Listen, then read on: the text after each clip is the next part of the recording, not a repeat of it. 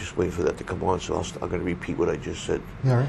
It's sad that we've gotten to the point that people in this country, whether it's your Second Amendment or whatever, I mean, but especially I watched in the Second Amendment, especially here in Massachusetts, but not only that, all over the country now, that they're willing to do the Great Britain thing and just say, okay, here it is. We've become a society of puppets and afraid of, government used to be a thing that you shouldn't have never feared your government. But now people fear their government, and it just totally blows my mind on why do people fear their government? But not only that, they look to their government to solve all their problems. Sure. I mean, they're going to come, and there's going to be, I hope that there isn't. And I mean, I know yourself and me and others, I'm never going to shut up. I'm a strong believer in my Second Amendment right. I'm a strong believer in my constitutional rights. Right? I want to own a gun. Why? Because I choose to. Not because the government tells me I have to or anything else. I want to own I want to go and I want to shoot my black powder rifles. I want to shoot my couple of handguns that I own.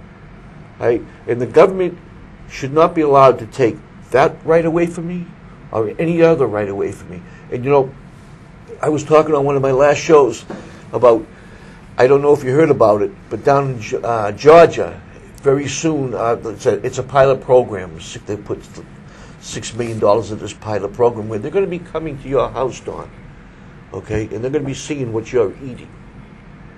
At supper time, and they're going to take notes. And if you're a family of three or four sitting around the table, and you're eating, and they see that, geez, you made too much food, they're going to come back at another time, and they're going to teach you how not to make so much food, and if you do, how to store it and put it away so that you can use it another time, reheat it up the next day or something like Question. that. Not only that, let me give you another one too. Okay, there's another pilot program that Obama is starting. I don't make this stuff up, you know that. That they're going to be having another group of people walking around checking to see your energy. This global warming foolishness that doesn't. I don't even. Yeah, I see the global energy warming today. Yeah.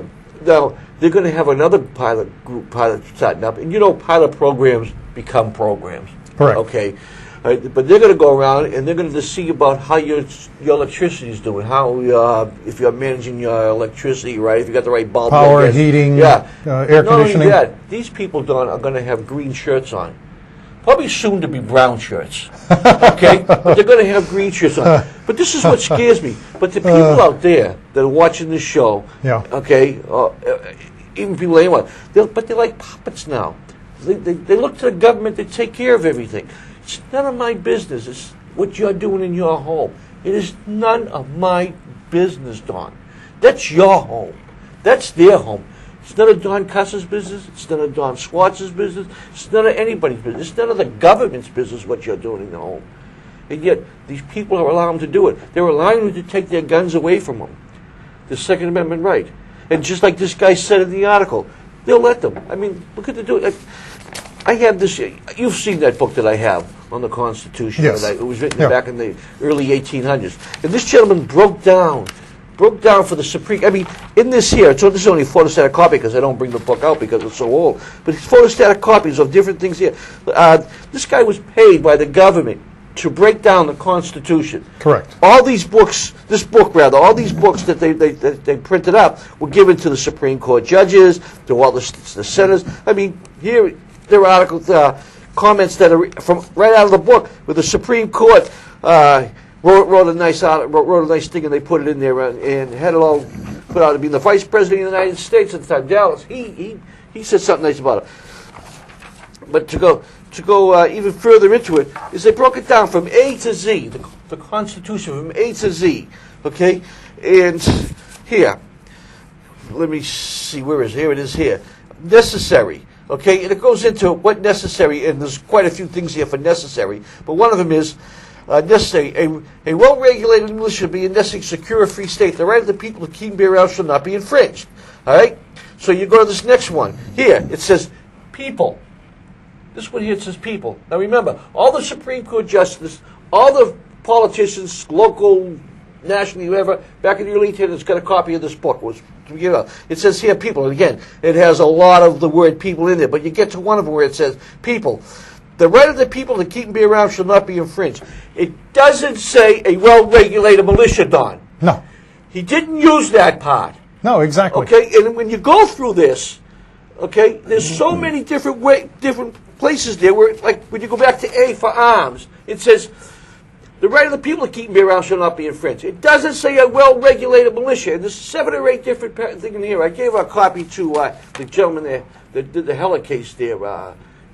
And he has a copy of it. And, okay. And in fact, he emailed me and he thanked me for it. But it doesn't, this gentleman broke it down the way the Constitution should be read. Yes. Well, Don, let me jump in here quickly. On the food thing, I thought that was home economics at high school, was to teach people how to cook properly and to serve food and to store it. Okay? But now it's the government's. Well, the government's going to take care of you now. But now, but in this particular instance, who was the militia? The militia was the people. The people was the militia. And furthermore, some politicians say, well, it's the state militia. Well, wait a second. Do states have rights? The answer is no. States do not have rights.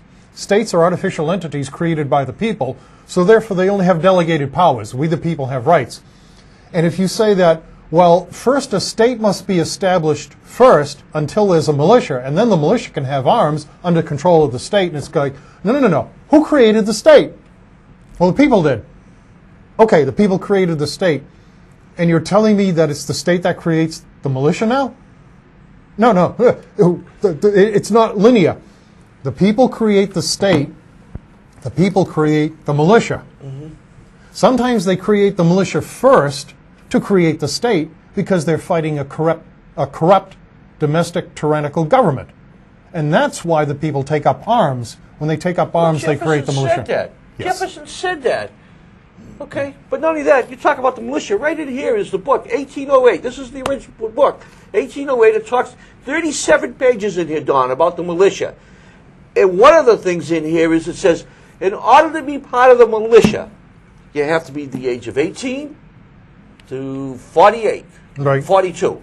Okay? Not only that, in order to be part of that militia, you would have to show up at a designated spot, which your city or town tells you to, on the first Tuesday in May, and bring with you a firelock, pistol, or rifle, enough balls or powder to fit that firelock, rifle, or pistol, all the knapsack, accoutrements. blah, blah, blah, blah. Correct. So in order to be part of the militia, you had to supply your own gun. Correct. So how the heck can it be the government? They use this thing about the National Guard. The National Guard, the government supplies the firearms. Correct. The National Guard, if you join the National Guard, whenever you're in uniform, you're being paid. If you read the Militia Act, if you read under the Fifth Amendment, where capital crimes only apply to the people who are not in the military. Exactly. And it applies to the militia because they're not in the military unless they are in paid service. They're in paid service. The National Guard is not the militia because they're in paid service. Exactly. It's just that simple. Yeah.